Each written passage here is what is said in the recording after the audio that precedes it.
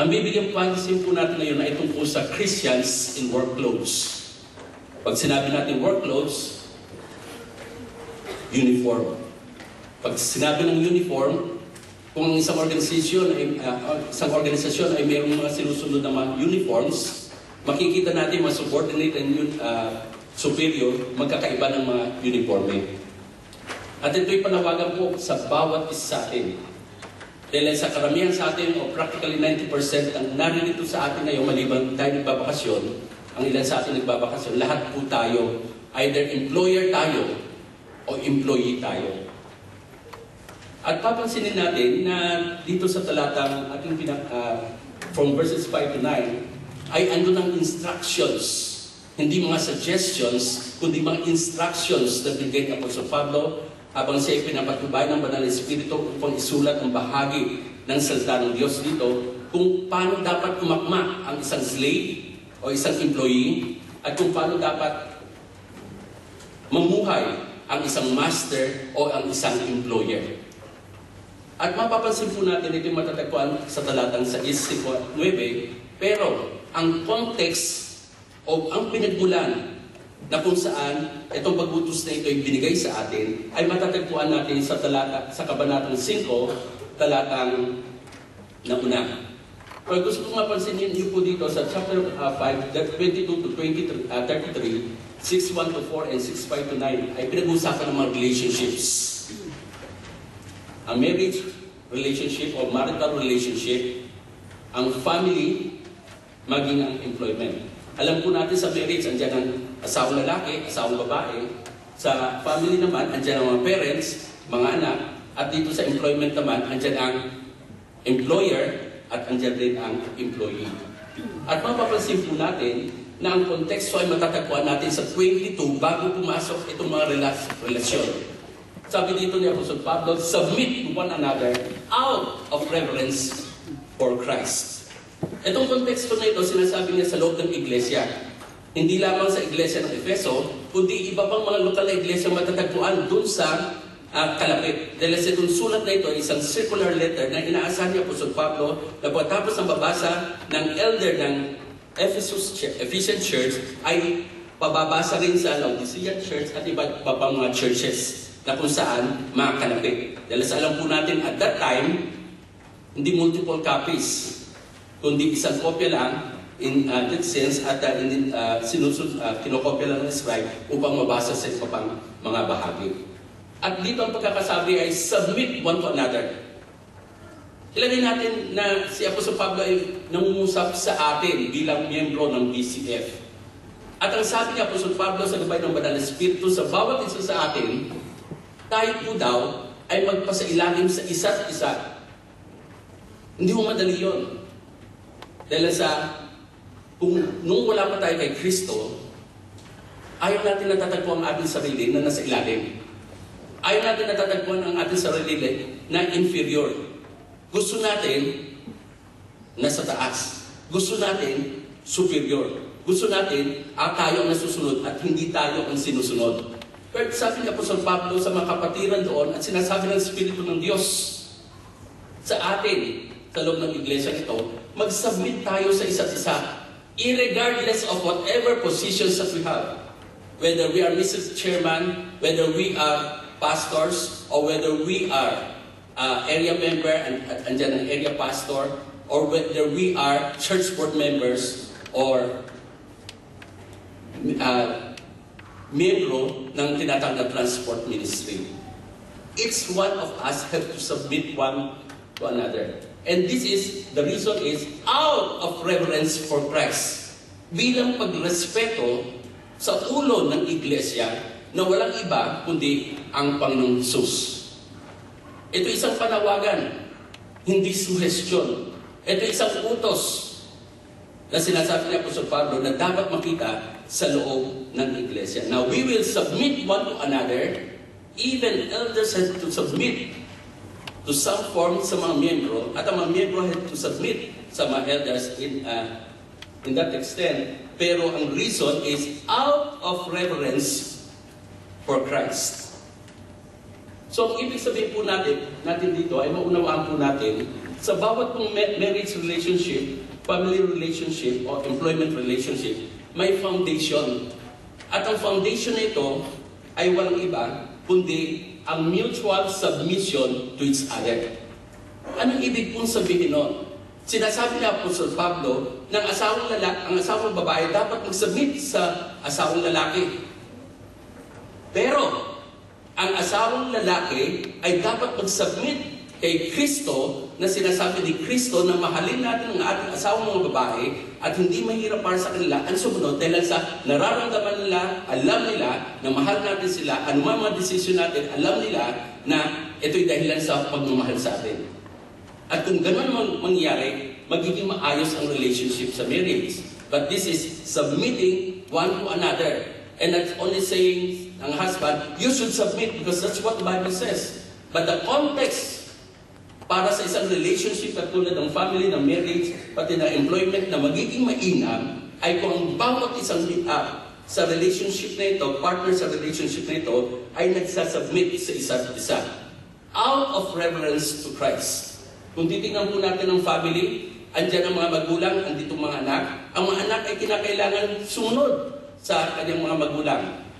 Pero may pasabi rin, si Apostol Pablo, ang sabi niya sa mga ama, huwag niyong inisin ang inyong anak, huwag niyong exasperate ang inyong anak, kundi mag-submit kayo sa leadership ng Panginoon Jesus, na ang gagawin niyo ay palalakin niyo itong anak na ito, dadalhin niyo sa isang kalalagayan na hindi mahirap para sa kanya, na yapusin ang inyong pananampalataya, na maiunawaan tungkol kay Kristo, dahilan sa inyong tamang pamamaraan.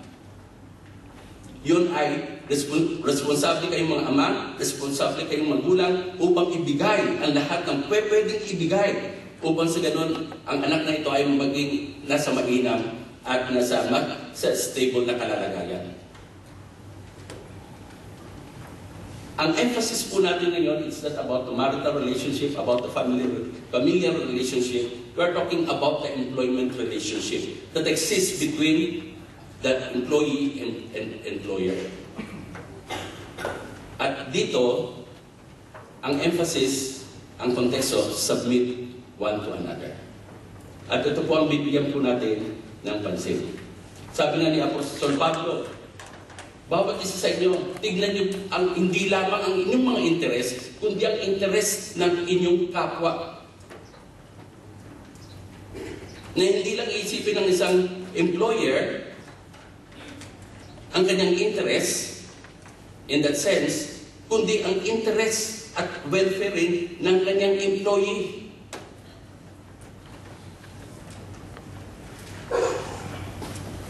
At ito'y mangyayari lamang naman, mga kapatid. Hindi naman madali, katulad ng sinabi ko sa paunang pasabi na tayo po, nang tayo tumanggap kay Kristo bilang ating tagapagligtas at Panginoon ng ating buhay, nang tayo magsisi, tumalikod sa ating kasalanan, ang lumang katauhan natin na mana natin kay Adan ay andun pa rin. Pilit na sa anumang pagkakataon ay kung pwedeng kumaimbabaw dun sa bagong katauhan natin kay Kristo. Kaya nga doon rin sa Efeso, ang sabi niya, ni Apostol Pablo, be filled with the Spirit. Mapuno kayo, mapuspos kayo ng banal na Espiritu. Kasi hindi nga kaya ng isang mananampalataya na gawin ang pinapagawa ng Diyos magmula sa kanyang mga salita kung hindi lamang tayo magpupuspos ng banal na Espiritu, na tayo magpapasakop sa banal na Espiritu, na hahayaan natin ang banal na Espiritu ang gumawa sa atin upang sa ganun ang lahat ng nais ng Panginoon na makita sa atin ay magkaroon ng kaganapan in relation rin sa mga relationships. With that, makikita po natin, sabi daw, sa Grego, itong be filled, hindi lang be filled, it's in a progressive tense. Ang ibig sabihin, keep on being filled. The parents should be filled with the Spirit of God. The children should be filled with the Spirit of God. The Christian employer should be filled with the Spirit of God. The Christian employee should be filled with the Spirit of God. The Christian husband should be filled with the Spirit of God. And so with the wife, she should be filled with the Spirit of God. Pag ganon ang konteksto, ganon ang sitwasyon, it is not hard for us to submit one to another out of reverence for Christ. So tingnan po natin ang sinasabi muna ni Apostle Pablo. When we talk about slaves and masters, kung minsan may stigma na nakakabit dito sa mga salitang ito. Usually, ang association natin ay oppression. Tama po? Sa panahon ng mga Griego, it is the way of life. Slavery is the way of life. Pagdating sa Roma, it is the way of life. Naalala nyo na ang ating Panginoon at any point in time ay wala kang makikita na ano pa man na komento siya laban sa slavery. Wala. Si Apostol Pablo ay wala siyang anumang komento in a sense na kumbaga he talked against slavery. But the silence of Apostle Paul and Jesus Christ in the issue of slavery doesn't don't follow na sila ay pro sa slavery. It is the way of life. Kaya nga, ang nangyari ng ang Panginoon, ang Diyos, si Yahweh, si Jehovah, ang ating Panginoon, ay nagbigay ng mga instructions sa mga Israelitang papasok dun sa lupang pangako. Meron sa mga instructions tungkol sa mga slaves, pati mga masters, kung anong dapat gawin. Nire-regulate niya. When in fact, kung titignan po natin, it has been recorded that about 6 million slaves were at the time living in the time of Jesus. But kakatwa, never did he say anything against the situation, against the social order of the situation. Alam niyo kung bakit? Ang isang reason at malaking reason ito. Si Jesus Christ hindi pumunta dito upang sirain ang anuman social structure. Dahil sa paniniwala niya, upang mabago ang structure, kinakailangan mabago ang tao. Ang individual na tao. Kaya ang intensyon ng gospel ay abutin ang puso ng bawat isa at makita ng bawat isa ang kawalan niya at ang kakulangan niya at ang pangailangan niya kay Kristo. At kung siya'y mabago magmula sa puso, then this transformed, born-again individual will be changed sa lahat na kanyang pananaw sa iba't ibang mga issue. Pag nabago ang puso, mga permanent na pagbabago ay magpapatuloy. So, hindi yun ang intention ni Jesus Christ. He didn't talk against the Roman Empire, neither si Apostle Pablo, kundi ang sinabi lamang niya ay, nagbigay sila ng ilang mga instances ng mga bagay-bagay para para maging mainam. Pero at the end of the point ay gusto nilang baguhin ng Diyos na baguhin ang puso ng bawat isang tao. So tingnan po natin. So sa atin, pag sinabi natin slaves and masters, we are talking about employers and employee. Okay? Dahil sa ang system hindi problema because it's the way of life. Ang problema ay yung mga taong either they are slaves because there are dishonest slaves, there are honest slaves. There are honest masters and dishonest masters. Parang dito, employee-employer relationship. May mga kasong napapile up dyan sa OWA. Usually, kababayan natin magreklamo. Then eventually, they will find out at the end, pag dumating na sa korte, may pagkukulang pa lang ilang mga kababayan natin. Ito yung nasasabi ko dahil sa itong sinasabi nung labor attaché na whom we are working with many years during the time of Ambassador Dumaguez. Hindi lahat ng pagkakataon ay mali ang masters o employers. Hindi rin sa lahat ng pagkakataon ay mali ang workers. Are you with me? Alam natin naman bakit marami namang mga nagtatrabaho dito na masaya at maayos ang relationship? Yun ang titignan po natin at papansinin natin. Tayo ngayon, ina-address po natin ito in the Christian context. Bilang mga mananampalataya, sinasabihan ni Apostol Pablo ang kanyang mga church members. Naalala niyo po yung sa message last week about a Roman centurion who was then asking the help of Jesus Christ, na bigyan ng kagalingan ang kanyang alipin. He's a good employer. He's a good master. And the slave is a good slave. In that sense. Naalala niyo po ba sumulat si Apostol Pablo at sinasabi niya kay Philemon na isang kapwa manggagawa niya sa loob ng iglesia, nakikiusap ako sa iyo, ina-appeal ko sa iyo in behalf ng kay Onesimus na nakikilala sa Panginoon sa panahon na ako ay nasa kulungan. Pinababalik ko siya sa inyo, hindi na ngayon bilang isang slave, kundi higit pa sa isang slave, bilang isang kapatid sa pananampalataya. What we know is Philemon. What we don't know is about Onesimus. Pero Paul was banking on, dahil nasa si Onesimus ay nakakilala na sa Panginoon, then he will be a good employee. And not just an employee, kundi kapatid na niya sa pananampalataya ni Onesimus, ni Philemon. At sabi niya, tanggapin mo rin si Philemon, katulad ng pagtanggap mo sa akin. At makikita po natin dito sa talatang ito, ng slave nor free, freeman or slave, lahat pagdating sa katawan ni Kristo, iisa tayo. Pantay-pantay tayo.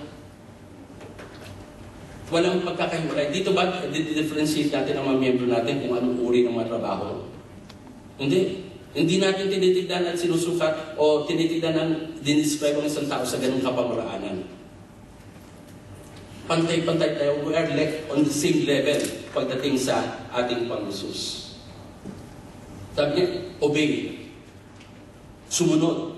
Itong salitang sabi niya, slave, obey your masters. Ito rin ang salitang obey na ginamit ni Apostol Pablo na sinabi niya, children, obey your parents. The same word was translated as obey. So, ibig sabihin, the same way as we obey our parents, the kind of obedience na dapat na ibigay natin bilang mga employees sa mga employers natin. Now, ngayon ang sinasabi ng iba, hindi lang naman kilala ang employer ko Siguro kung mabubuting mga employer, okay. Di ba? Kung hindi mabubuting employer, okay. Ngayon, titignan po natin, there should be right behavior, at ang behavior natin, sumunod, mag-submit tayo. Hindi naman tayo pinilit Pinilit ba tayo para ma-empleyo? Ngayon, eventually, we say, hindi nga kami pinilit, pero nung nagtrabaho na sa kanya ako, hindi pala siya mag-inang employer. Okay? Ang sabi, obey. Okay? Tingnan po natin ang sinasabi dito. Slaves, submit yourselves to your masters with all respect, not only to the good and gentle, but also to the cruel. Kung makakaalis ka, umalis ka. Magpaalam ka ng mga ayos, tumakbo ka sa OWA. Pero habang andun ka sa poder niya, we have to obey. Nung sinusulat ito ni Apostol Pedro, ang sulat na ito, alam niya kung ano nangyayari.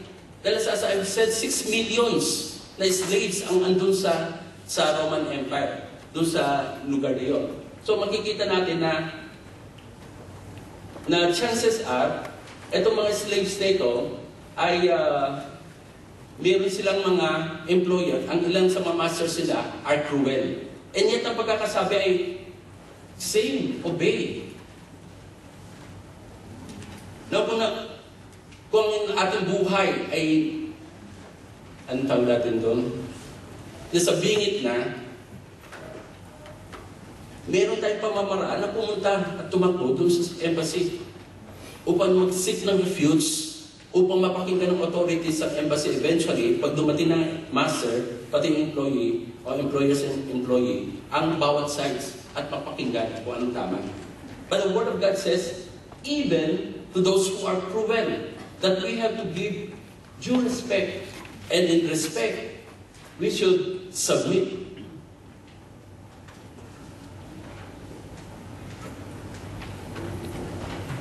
Bondservants are to be submissive to their own masters in everything. They are to be well-pleasing and not argumentative, not pilfering, ibig sabihin hindi magnanakaw, but showing all good faith, so that in everything you may adorn the doctrine of God, our Savior.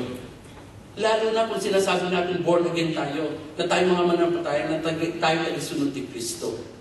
Ang sinasabi dito ay kinakailangan na hindi tayo maging argumentative. Ibang ang pagiging argumentative, iba yung nagpapaliwanag ng may kaayusan, ng respeto doon sa kinakausap, ay maayos pa rin. At dito ay makikita po natin na we should be well-pleasing, we should not rob our employers, kundi ang kinakailangan showing our good faith. Kung bagay, pakita natin yung panapatayan natin, gumagalang din sa ganitong uri ng sitwasyon. Kasi sa nasabi ni Apostol Pedro, kung ikaw ay nagsasuffer dahilan sa inyong maling mga ginawa, at least matuto ka sa mga consequences na ito at magbago ka. Pero there's nothing to glory about na nagtitiis ka.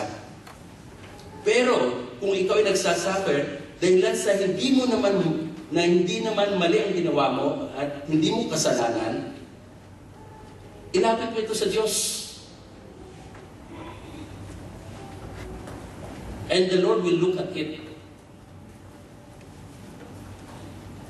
Kung minsan kasi ang nangyayari ay nagsasuffer tayo because of the consequences, mga wrong choices natin. Then, take it patiently, kumbaba ka, magpasakit ka sa Panginoon, lumapit ka sa Diyos upang humingi ng tawad. Pero, kung tayo ay nagsasuffer ng hindi dahil sa maling gawa natin, then ipagkatiwala natin sa Diyos ang ating kalalagayan.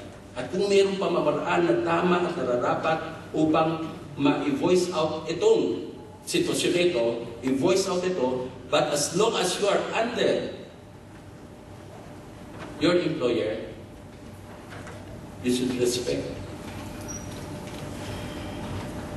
Something very hard because we are raised in a culture na kung saan we can talk anything against anyone and even our authorities.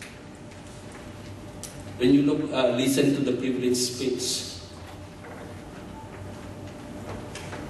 ni Senator Revilla pa ni Senator Estrada, kasi privilege speech, no? Ano man sabihin mo, hindi ka pwede mapulong.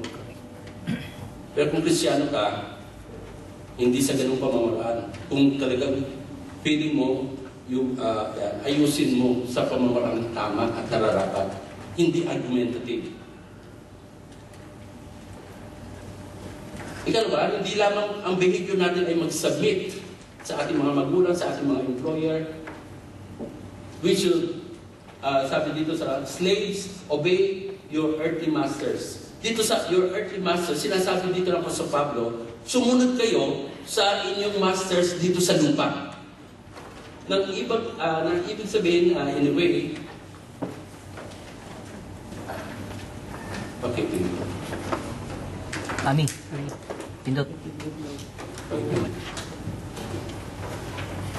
Let's stop.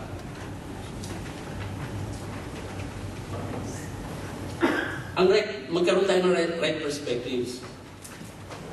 Ang master natin, tayo sakit niya sa mga bagay na hindi spiritual. Anong ibig ko sabihin dito? Tandaan nyo na sa mga instances sa mga early churches, di ba sinabi sa Bible, hindi lahat ng mga miyembro ng loob ng iglesia, ng kabahagi ng katawan ng Kristo, karaniwan sa kanila mahirap eh. Not many are from noble birth. Not many are mighty. Iilan lang dun sa panahon na yon at hanggang ngayon. So, makikita mo sa isang sitwasyon sa loob ng iglesia, Colossae man, sa iba pa mga iglesia, na andito ang ilan mga masters, pero mas nakakarami mga slaves ang mga nakakilala sa Panginoon at ilan mga masters. Pero, pagdating sa loob ng iglesia, slave ako niya, master ko si ganito. Pero pagdating sa loob ng iglesia, spiritual itong bagay na ito, pantay-pantay tayo lahat eh. Kaya may makikita kang pastor na slave. May makikita kang mga slaves na, mga masters na mga member. Mayroong mga elders sa mga slaves, mayroong mga member na mga masters. So dito, hindi sabi ng master, ako ang boss mo ah. Pero nasa loob tayo ng iglesia. At sa loob ng iglesia, pantay-pantay tayo lahat. At dito sa pagkakataon nito, ang sitwasyon ay mas malago itong slave na ito, spiritually kaya nakakilala sa Panginoon at kaya naging elder siya. So maski na ikaw yung master, sumunod ka sa elder. Maski na yung elder mo ay slaves mo o employee mo sa loob sa trabaho. Nakukuha po natin ba sinasabi ko? So dito ang pinaalala ng Apostle Pablo, yes, they are masters. Yes, you have to obey them. But remember that you have to obey them doon sa dahilan sila ay pagdating sa opisina, sumunod kayo sa kanila. Kung sila ay elders dito o sila ay pastors dito at ikaw ay sabihin natin slaves, member, sumunod ka. Hindi lamang sa loob ng iglesia, kundi sa loob rin ng konteksto ng trabaho. So let's move on. Slaves obey with respect and fear. Anong with respect and fear? Ibig ba sabihin pag nakita mo na amo mo o employer mo, manginginig ka dapat, matatakot ka? Hindi, ang ibig sabihin, with respect and fear, we would like to look at it in such a way na sinasabi, remember the authority who placed him there. Remember the who placed him there. Ano ibig sabihin po noon? For a reason, maunawaan po natin, sa loob ng iglesia, maski na sa iba't ibang mga konteksto ng relationship, ang Diyos ay naglalagay ng mga authorities. Sa gobyerno, sa national level, andyan mga gobyerno, ang mga local leaders, mga mayor, mga governors, mga senador, merong level di ba? Napapansin nyo? Doon ay kinakailangan natin na unawain natin na mag-submit tayo. Bakit? Because sila ang nilagay ng Panginoon Diyos In Romans chapter 13, yung sabi ng Panginoon sa kanyang salita. Obey authorities. And when you are talking about authorities in Romans 13, he's talking about governmental authorities. Maging ang mga police, you have to obey. Not to be fearful and trembling before their sight, but rather to be fearful and trembling in the sense, healthy fear, healthy trembling sa authorities na nasa likuran nito. With respect and fear, it has to do with the one who had placed him there. Sino eventually naglagay sa employer mo over your life? Ang Diyos. Within the time span na ikaw yung nagtatrabaho doon, boss mo siya. And when you go against him, you're going against the one who placed him over you. Parang ganito lang yun Sabihin natin dito sa ushers, meron tayong mga panukala, sabi natin, lahat lamang ng mga matatanda, lahat lamang ng may sakit na kinakailangan lumabas,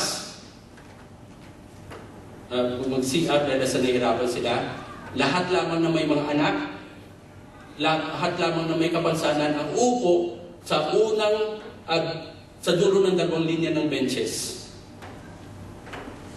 Kung kayo ay hindi pumapasok sa ganung description, hindi kayo sumusunod. At kung hindi kayo susunod, magkakaroon ng gulo. Bakit? Ito mga rules and regulations, nilagay yan Nilagay yan para hindi sa CCTV ninyo. Nilagay yan para sa kaayusan. Pati yung mga may anak, umupo dyan. Pero bakit natin nakikita ang iba yung nakaupo doon sa likuran? Yung po makikita po natin, simple-simple lamang po Sabi natin, walang papasok dyan sa itaas. Hanggang hindi puno dito. Andito isa sa mga leaders natin, sabi, Pastor, papakiusap ko lang po for a reason, dito muna ang aking pamilya. Naunawaan ko, alam ko may sitwasyon, sige. Pero hanggang hindi napupuno dito, doon. Nakuha niyo ba sinasabi ko? Kung sinabi ng area pastor niyo, dapat ganito, hindi kayo makikinig. Magkakaroon na bang kaayusan? At kung walang kaayusan, paano natin mapupursu ang lahat ng gusto natin mangyari sa loob ng area natin at sa labas ng area natin within the area of influence natin? Kung walang pagsunod, kaguluhan. Yan po ang makikita natin. Ang authority, silagay na po ang Diyos sa bawat area ng buhay natin. Nilagay sila for a reason, for a purpose, at ang nais ng Diyos, mag-submit tayo sa kanila as we submit and out of reverence to Christ. At i-recognize po natin yon. At pag na-recognize po natin yon, we have the authority, the moral authority to ask, to find others to be following you also because you are a good follower. So, with respect and fear, because masters were placed above you. Don't badmouth him, maski nasa labas. With due respect, because that's it. Dahil naalala nyo, mayroon nag-speak badly to kay Moses kasi si Moses nag-asawa ng isang ketura. Ano sabi ng Panginoon sa kanila? Na ang mga kapatid ni Moses, ito si Aaron, pati si Miriam ay nag-speak against kay Moses. Anong ginawa ng Panginoon Diyos? Ang Panginoon Diyos, ibig sabihin, He cannot stand that authorities that be placed above others. Itong mga authorities na ito ay hindi irerespeto kung hindi man sa kanilang ginagawa, at least sa kanilang posisyon, dahil lang sa sila ay tinalagay din ng Diyos yan. Ang Diyos ang magtatanggal, ang Diyos ang magbabalik. Magugulat tayo kung bakit ang mga nananalo, kung minsan hindi naman, walang takot sa Diyos, kung minsan naman, meron, nakukuha nyo, as long as ikaw ay nagbumoto, kinas mo, dapat mo ikas na vote, at dahil sa binigyan kayo ng pagkakataon, binigyan tayo ng pagkakataon na gawin yun, then, at ganun pa rin ang lumabas, gamitin ang tamang forum. Kaya nga magulo ang Pilipinas to some extent sa ilang mga area because authorities are not being respected. And we cannot expect the world to follow that. But in the church, it should be followed. Kung ang ibang mga tao na hindi nakakilala sa Panginoon Jesus ay hindi nagpa-follow, hindi na, we cannot ask for more. Pero tayo, na lumabas sa loob ng iglesia after ng pagtitipon natin ito, at sa sumusunod na araw ay matatagpuan natin ang mga sarili natin ng trabaho under someone, at ginagawa rin natin ang ginagawa ng hindi manapadaya, anong kabutihan ang meron tayo? Anong pinagkaibahan natin sa mundong ito? Anong makikita ng mga employers na nakapag-employ ng mga mananampalataya? Ganun rin pala sila, katulad din ng iba. Ano sila sabi ng born again sila? Maaaring pwede gamitin ng mga employers kung minsan. Yung pagiging born again ditong ilang mga miyembro ng kasama nila sa trabaho, nagagamitin yung para sikilin sila. Responsibility na nila, sasalutin nila sa Panginoon yun. Pero ikaw at ako, bilang mga mananampalataya, we should show respect. Because this is what it said. Na sinasabi. Then tuloy po natin. May right attitude with sincerity of heart. Sincere ang heart mo. Hindi ka napipilitan. Kasi ang Diyos tumitingin sa puso at lahat ng mga ginagawa natin should come out of heart. Hindi yung pakitang tao lamang. Kung dati, pakitang tao tayo. Pag tayo naging Kristiyano, hindi na tayo dapat pakitang tao. Tayo alam natin, may Diyos na tumitingin sa atin 24 hours at 24/7 sa lahat ng pagkakataon. We cannot cheat God. We have to respect.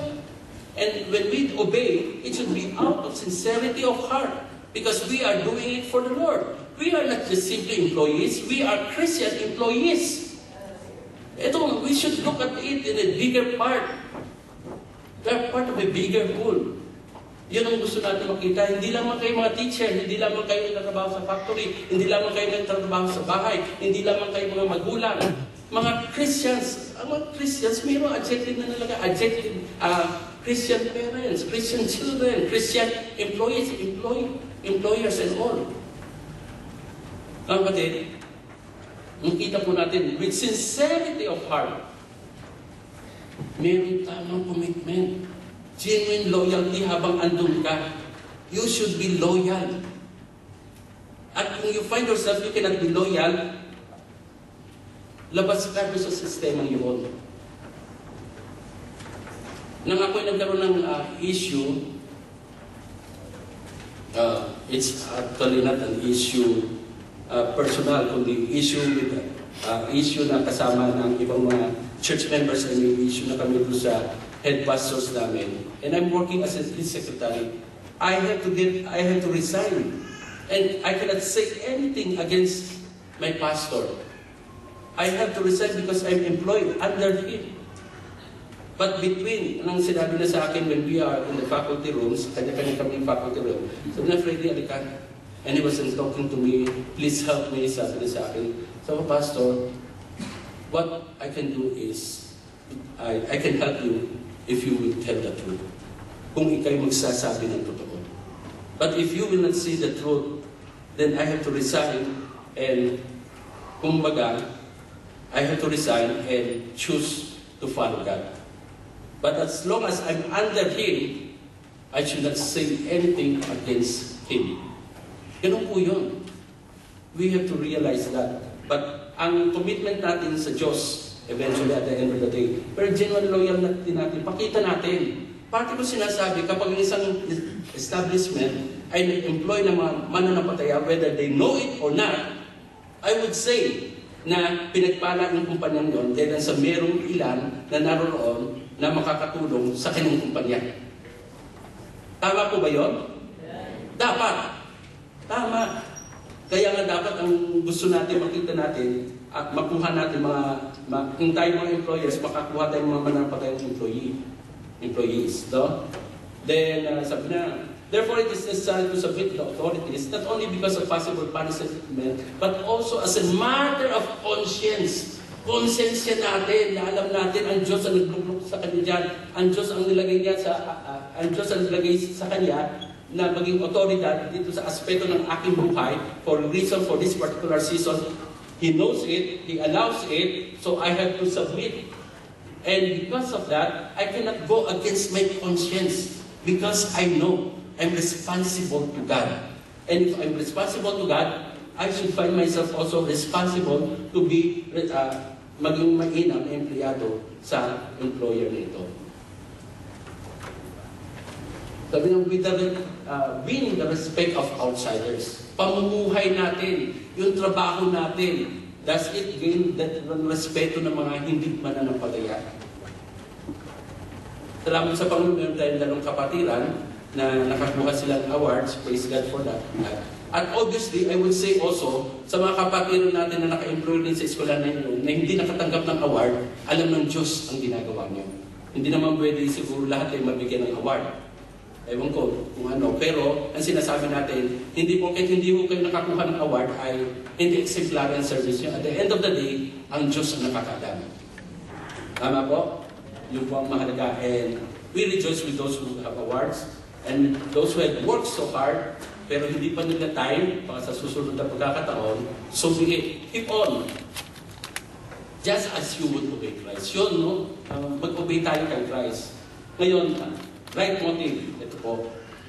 Intindihin po natin na sa loob ng iglesia, ito yung konteksto na kung saan tayo pwede maglingkod.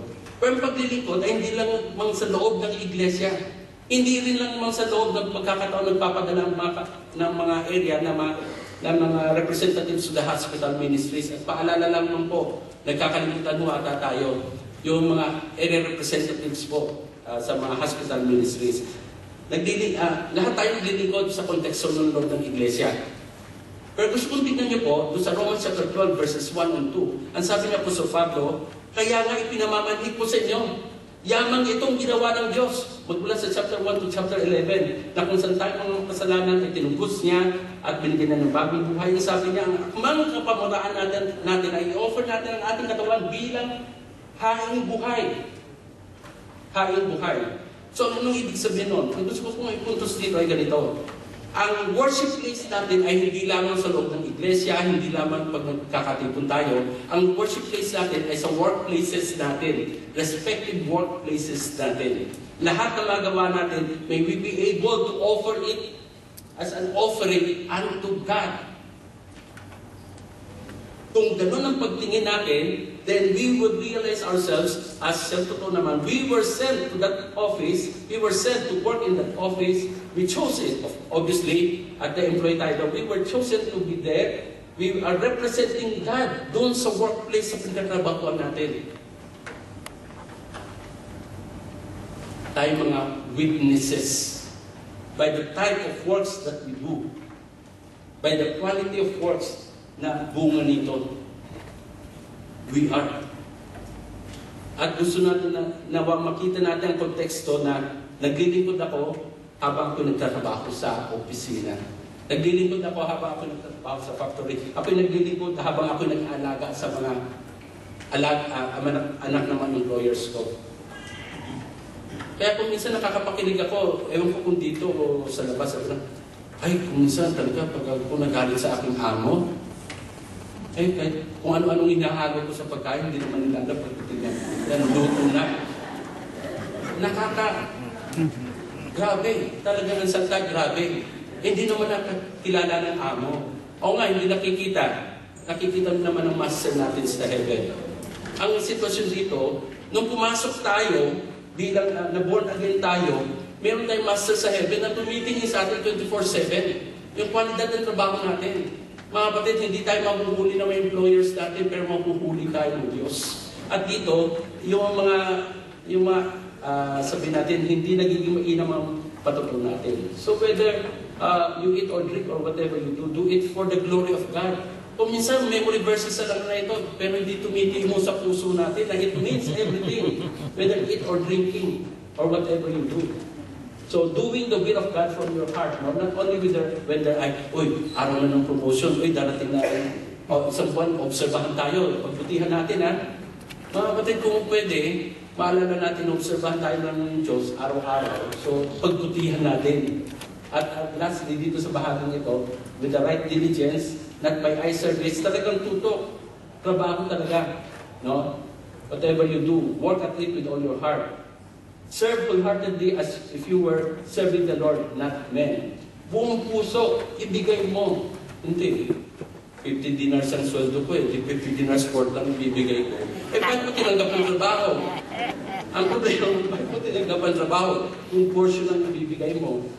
Okay? Right eagerness. Eager to work. Hindi tamad.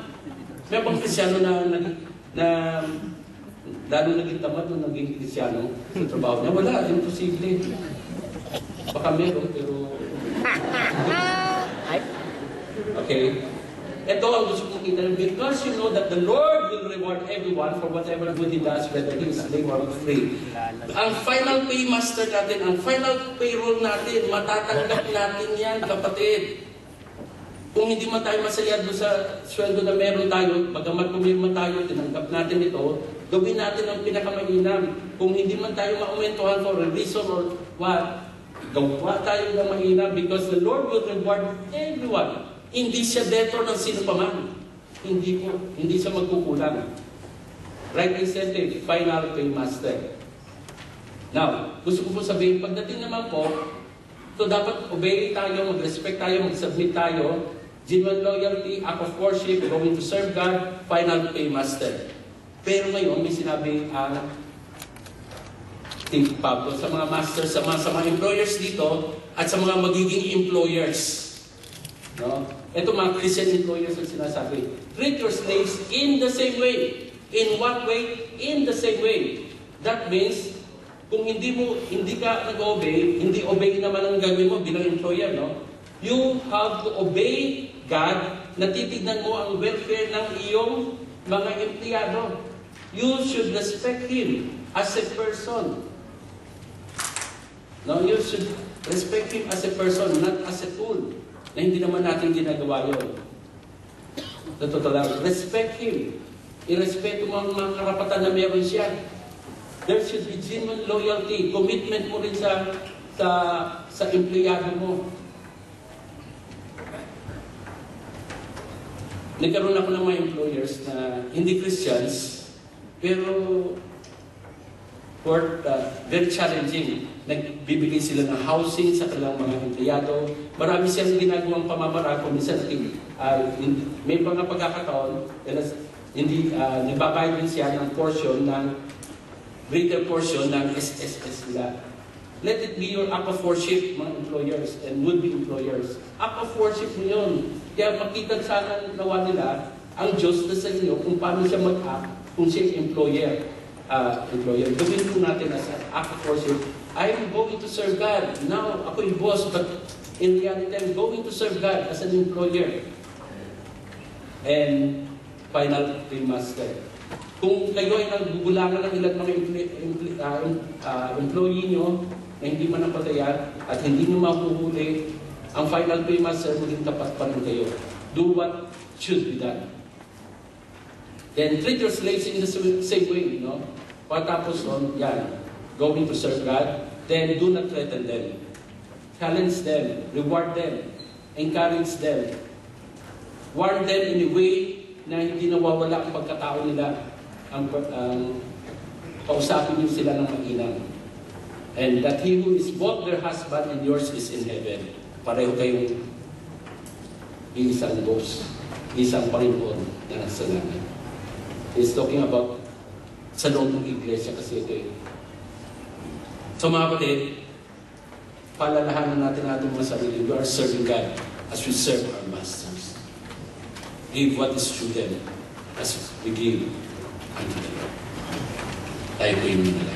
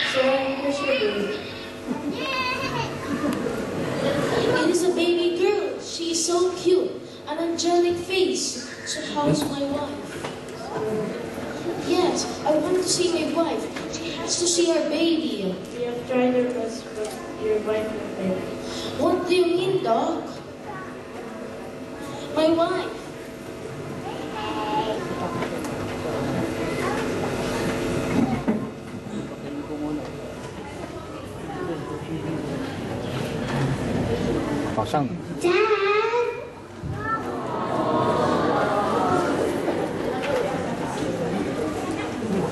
So how are you, my little princess? I got 2 stars, see, Daddy? I was the only one who was able to recite the memory verse for the day. Really? That's excellent, my baby. And you know what, Dad? I was able to explain them the meaning of the verse as what you have explained it to me.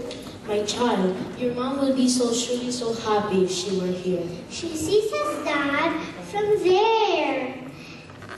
Dad, can you tell me another story from the Bible?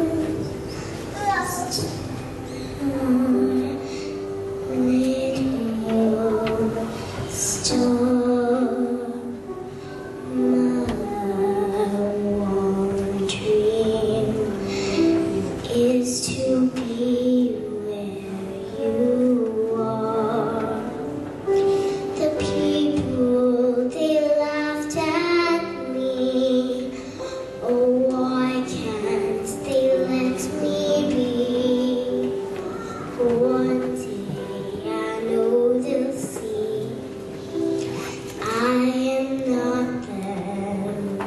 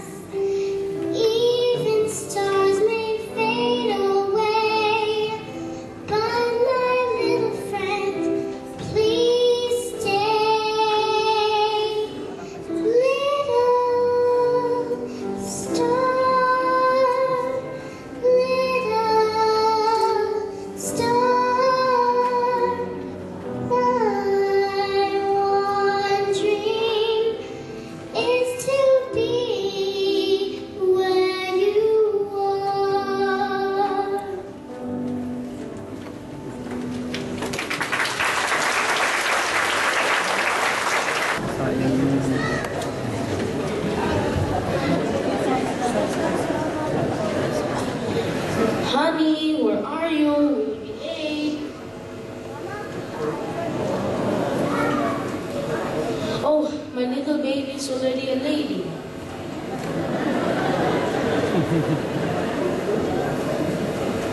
Dad, I'm still your baby. Later, you will have 9 gentlemen who will be dancing with you. Dad, you remember? You're the most special and no one can take your place in my heart. How about Mark, our pastor's son? He keeps on coming and bringing chocolates and flowers, and yesterday he told his intention to you. Dad, pray, remember? We'll be praying for God's best. He might be or might not be. As of the moment, I want you to be my first dance. Now that I am 18, may I have the pleasure of dancing with you, Dad?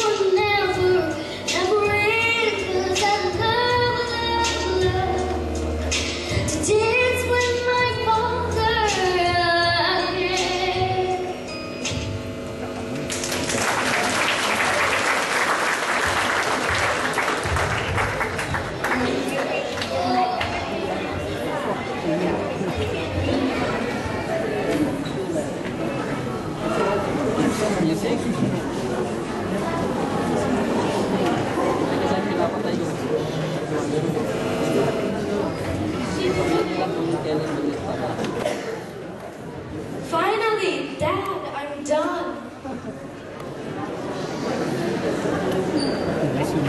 Daughter, you are now approaching the next level of your career.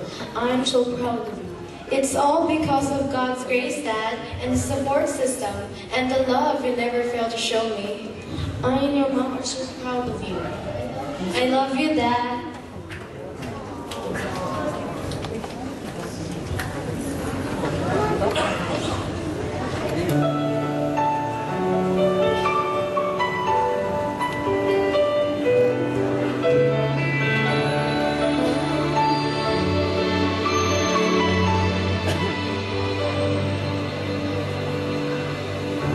It must have been cold there in my shadow to never have sunlight on your face. You were content to let me shine. That's your way. You always walked a step behind. So I was the one with all the glory, while you were the one with all the pain. A beautiful face without a name for so long. A beautiful smile to hide the pain. Did you ever know that you're my hero?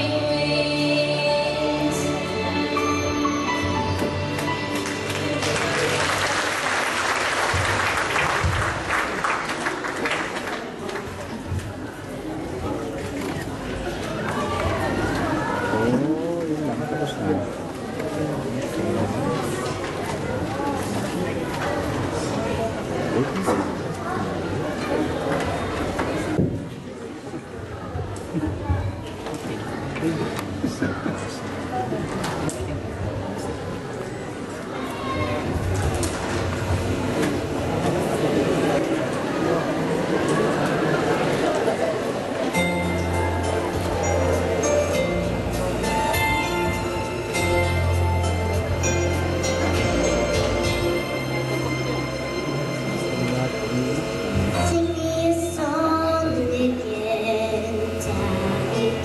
Sing me a happy verse. Teach me those clever rhymes you say as you carry me on your shoulders. Sing me the hymn that you sing in church with mom. Sing it again to me and fill me with all your words of wisdom.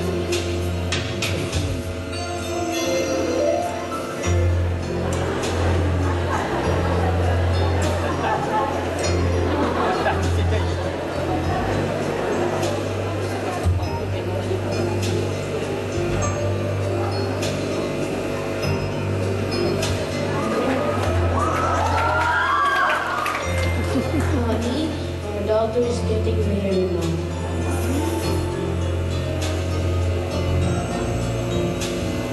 I love you so much, Daddy.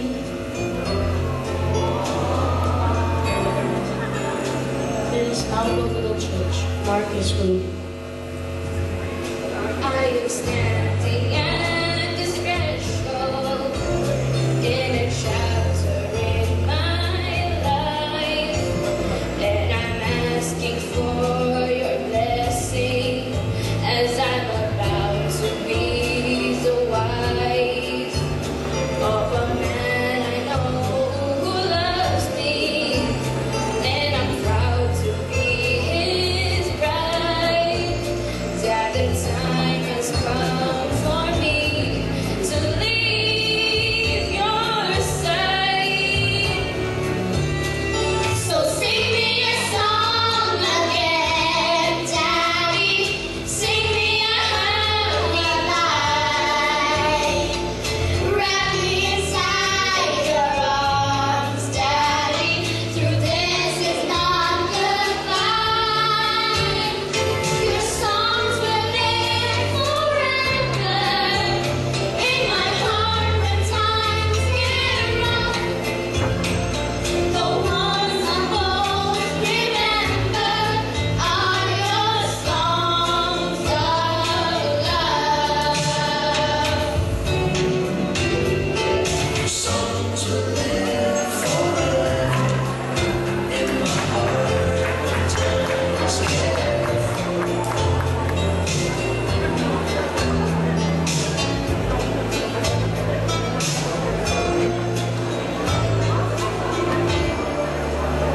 Oh, ano si Kuya, oh. Oh. Ba't di ka sumama doon?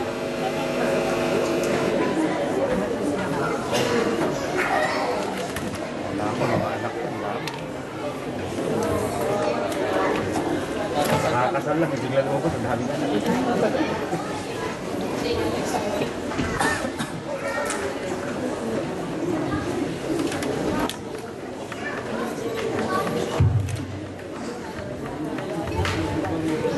Pagkakalitan na tayo. Mataas na bewang ng bayan. Ayaw nga pala.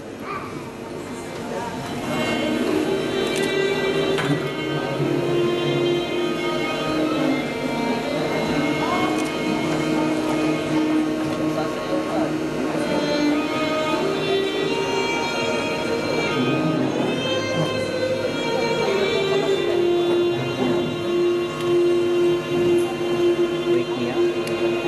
Tanggalin mo na lang yung saksak ko na yung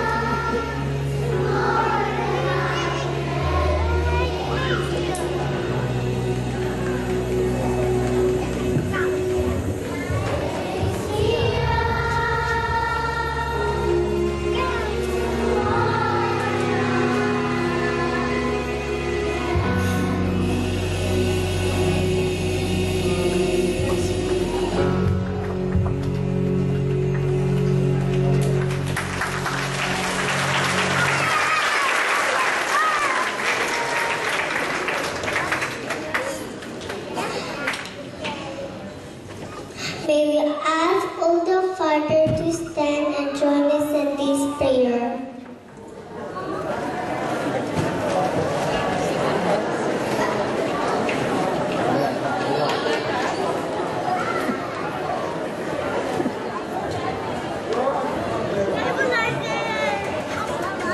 Lord Jesus, taken our Father who loves us.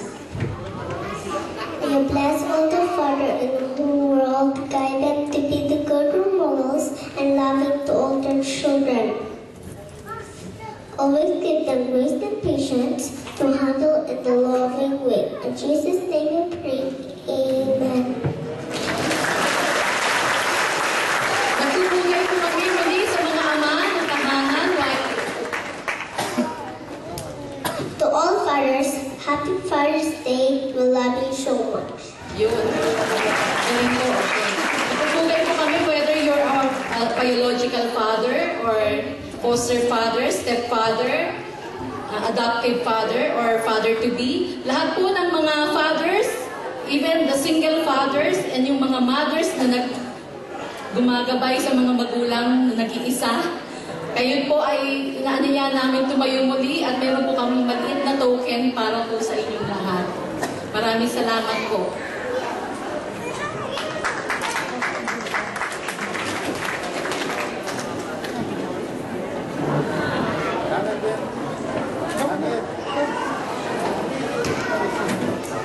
Tayo mo nga muna. Makalingutin lang natin ito.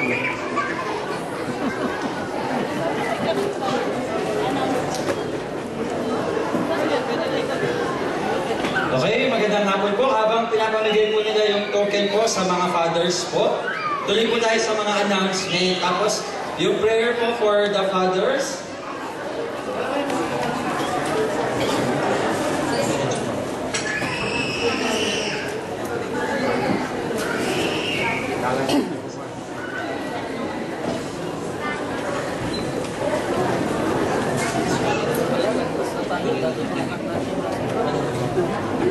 Ayun po, so yung panalangin po sa offering, yung closing prayer, at saka yung panalangin po para sa mga tatay, pagsasabay-sabayin na po natin mamaya. Para po sa mga announcement, happy birthday po sa lahat po na nagdiriwang ng kanilang kaarawan, and happy wedding anniversary din po sa message ng Lord sa araw na ito po. Actually, simulan ko po yung nasa Pilipinas pa ako, so mga 6 months akong walang trabaho dati, so naghintay ako. And nag-praise sa Lord, sabi ko, kasi hindi nila visa ko sa Saudi dati. So, yung 6 months na yun is, I just stayed there and talagang sinig ko si Lord, ano bang will niya. So, ang nangyari po is, nabigyan po ako ng visa dito sa Bahrain. So, binalik po ako ng Lord dito sa madaling salita. And then sabi ko noon, nung paalis na ako doon sa atin, Lord, kung talagang sa Bahrain ako, doon mo ako gagamitin, sabi ko po. No? So I just whispered and prayed to the Lord. That simple prayer, no? So, nung nandito lang po ako, lagi ako nagpapasalamat, lagi ako nagpapatotoo sa Lord na talagang binalik ako ng Lord dito for a reason, for a purpose. For His great purpose, actually, by the grace of God. So, hindi ko po, wala po akong nagawa doon, kundi yung kalooban niya masunod. Amen po.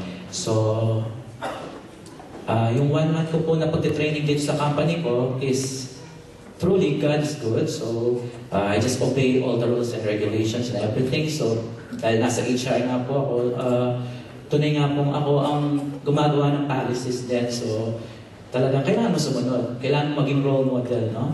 As an HR. So, pinadala po nila ako sa Saudi after my 1 month and I obey kasi sila yung earthly master ko. And I believe that God give authority sa mga ito sa aking mga employer before. So, nagpunta po ako sa Saudi, magtrabaho, ayon sa kalooban ng Lord. Sabi ko naman sa Lord, alam ko na saan man ako naroon, kasama ko siya. Amen po ba? So, yun po, ipinahawakan ko lagi. But then, dahil sa pabalik-balik po ako, Saudi, Bahrain. So, minsan, nung last time ko na pagbalik doon, is truly, habang nasa train ako, sabi ko sa Lord, parang namang napapagod ako. I thank you for the privilege na makita ko yung Saudi, makita ko yung Bahrain, makapag-serve sa both country for your glory, sabi ko. Pero nawa po, sabi ko, bigyan po ako ng lugar kung saan yung ko talaga gagamitin.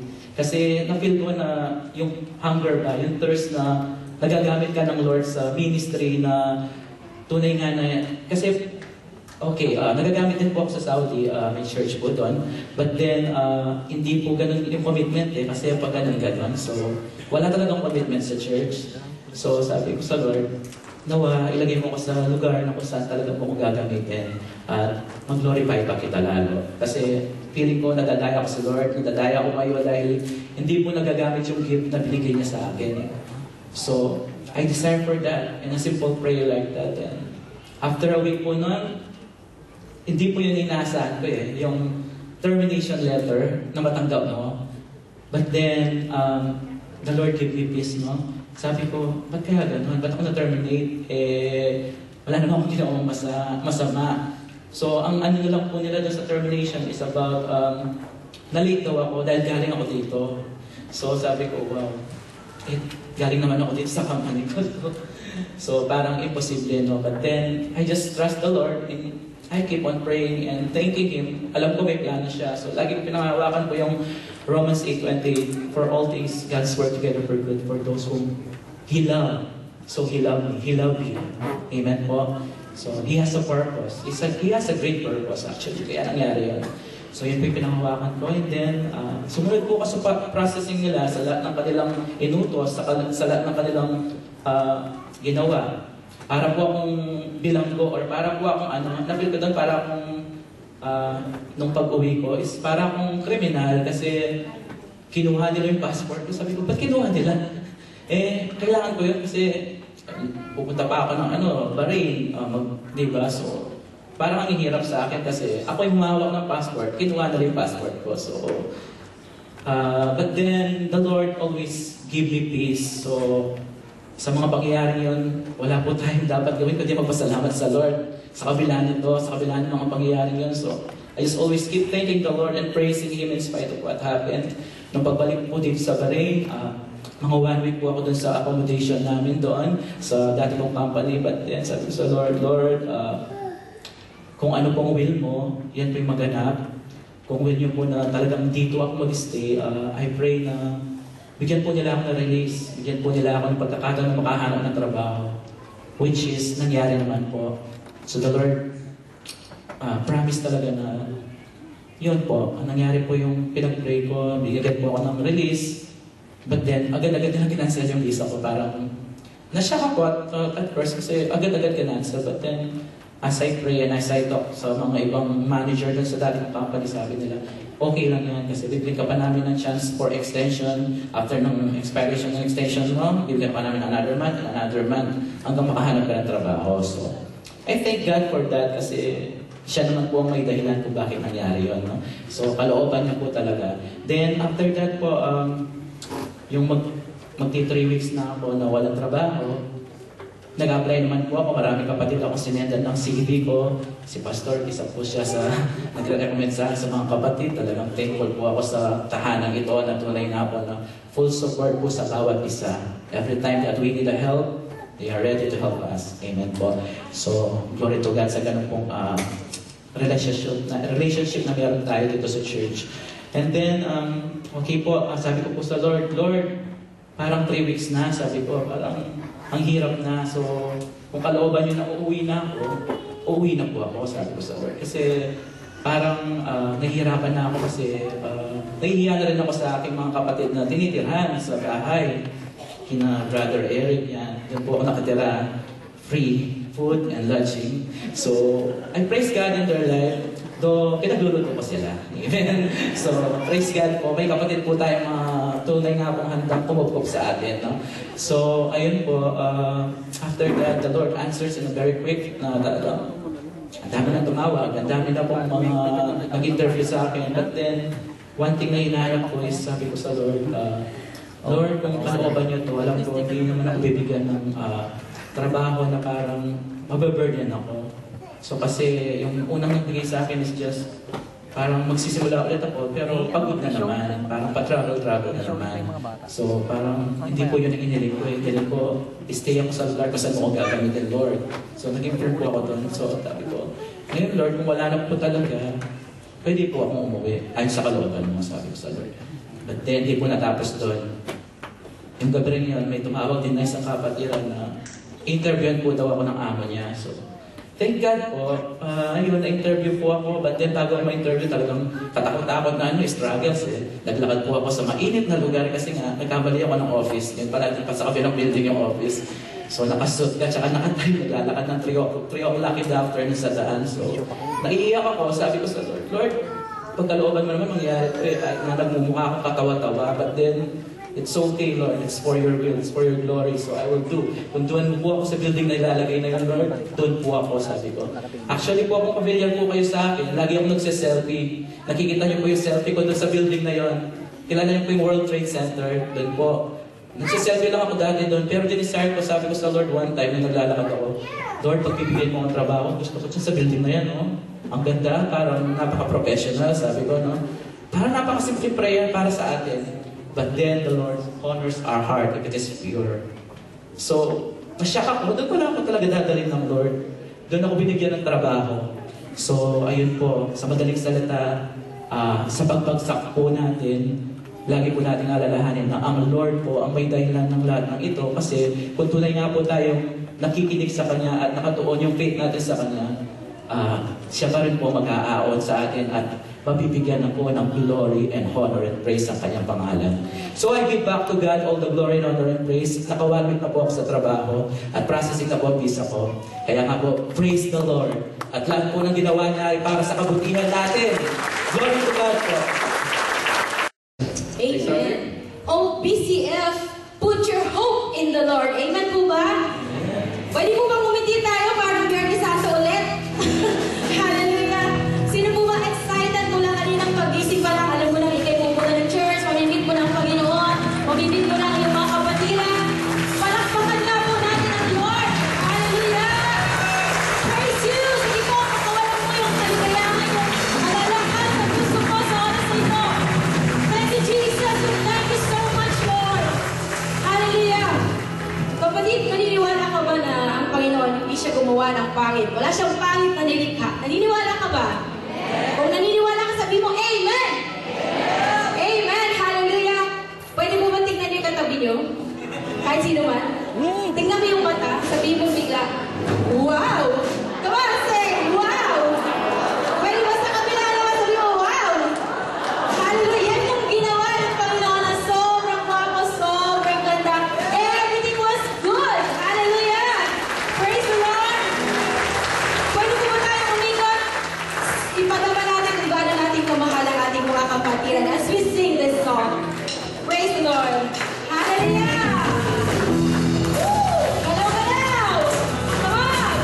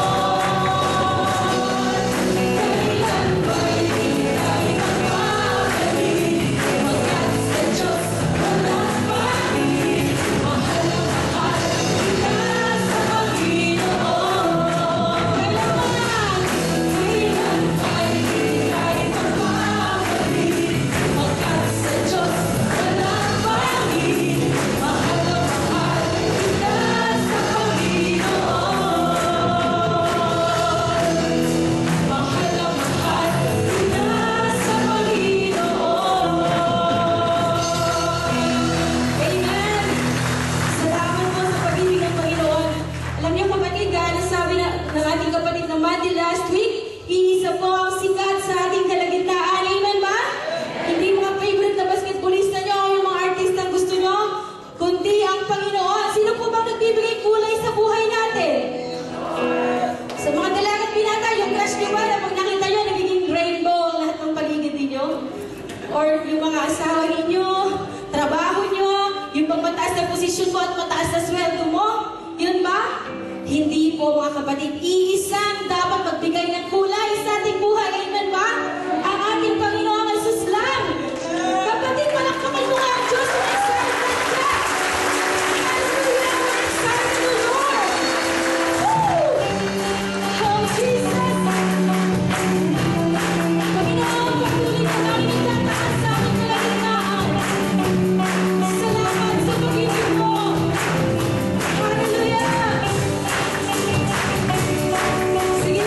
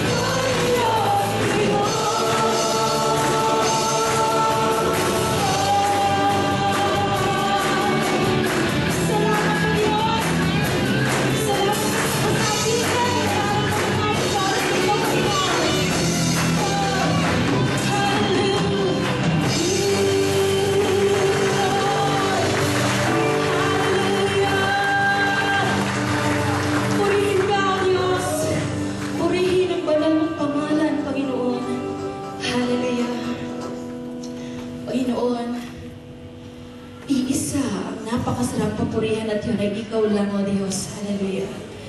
Mula sa umaga na aming paggising, Panginoon, salamat po sa magandang araw na binigay mo sa amin, Lord. Thank you so much. Every day is a new day, Lord Jesus. Hallelujah. We praise you, O Father. Glory to your wonderful name.